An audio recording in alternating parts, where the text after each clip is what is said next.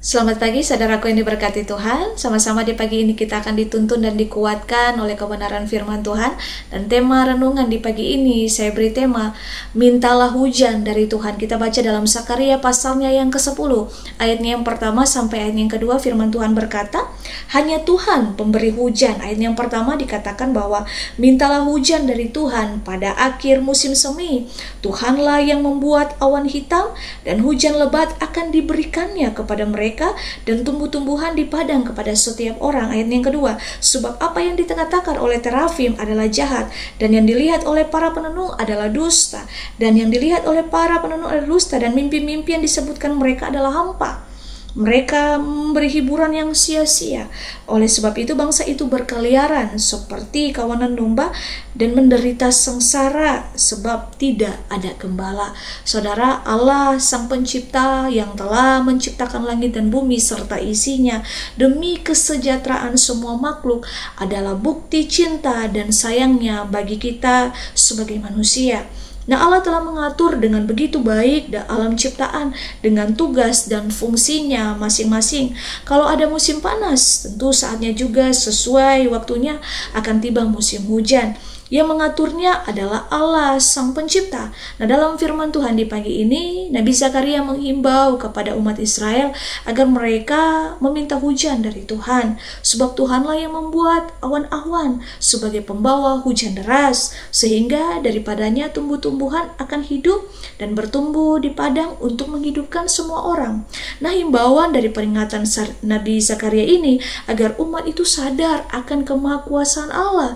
Jangan mereka memakai kekuatan di luar Allah. Dengan apa? Dengan menanyakan kepada terafim yang jahat dan juru-juru tenun yang penuh dusta dan hampa. Nah, realitas seperti ini akan terus terjadi sampai saat ini, saudara. Dalam realita kehidupan kita ada upaya untuk meminta hujan dan menghentikannya dengan memakai apa? Pawang hujan. Nah, hal ini tentu mendukakan hati Allah, saudara, dan menjadi teguran yang keras bagi setiap kita. Kita mesti mengagungkan dan memberikan pujian, kemuliaan, dan memberikan hormat hanya bagi Tuhan, Allah yang memberikan hujan berkat sebagaimana ungkapan pujian kita kepadanya.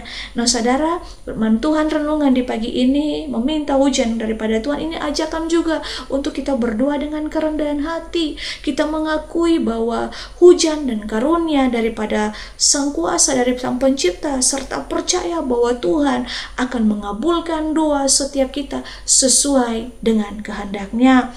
Renungan di pagi ini juga firman Tuhan di pagi ini menekankan pentingnya untuk kita punya iman, punya keteguhan iman yang sungguh-sungguh, berdoa dengan sungguh-sungguh, percaya kepada Tuhan dengan segenap hati. Dan poin-poin penting yang dapat kita ambil dari renungan firman Tuhan di pagi ini, yang pertama yaitu mari kita miliki kerendahan hati, mengakui bahwa manusia tidak memiliki kekuatan sendiri dan hanya bisa berharap dan meminta kepada Tuhan.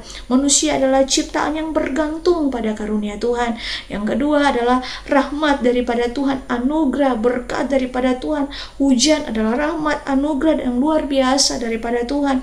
Hujan ini memiliki banyak manfaat, mulai dari menyuburkan tanah hingga kehidupan makhluk lainnya. Hujan ini berbicara, mungkin kita sedang mentara berdoa pemulihan kehidupan kita, pemulihan mungkin rumah tangga, ekonomi, atau apapun pergumulan kita, mari kita minta hujan pemulihan daripada Tuhan.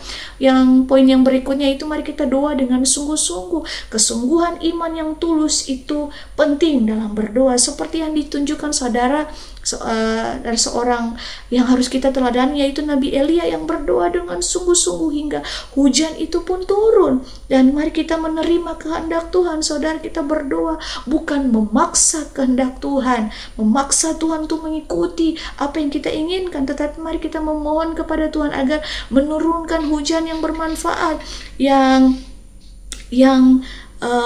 hujan yang sesuai dengan kehendak dan waktunya Tuhan. Nah, saudara, mari saudara kita mau sungguh-sungguh berdoa, mengandalkan Tuhan, percaya kepada Tuhan dengan kesungguhan hati. Mari kita minta untuk Tuhan memberikan hujan rahmat-Nya kepada setiap kita umat-Nya. entah itu pemulihan, entah itu terobosan dalam keluarga, terobosan dalam ekonomi, atau apapun dalam bisnis. Mari kita menantikan pertolongan Tuhan dengan diam, dengan sabar.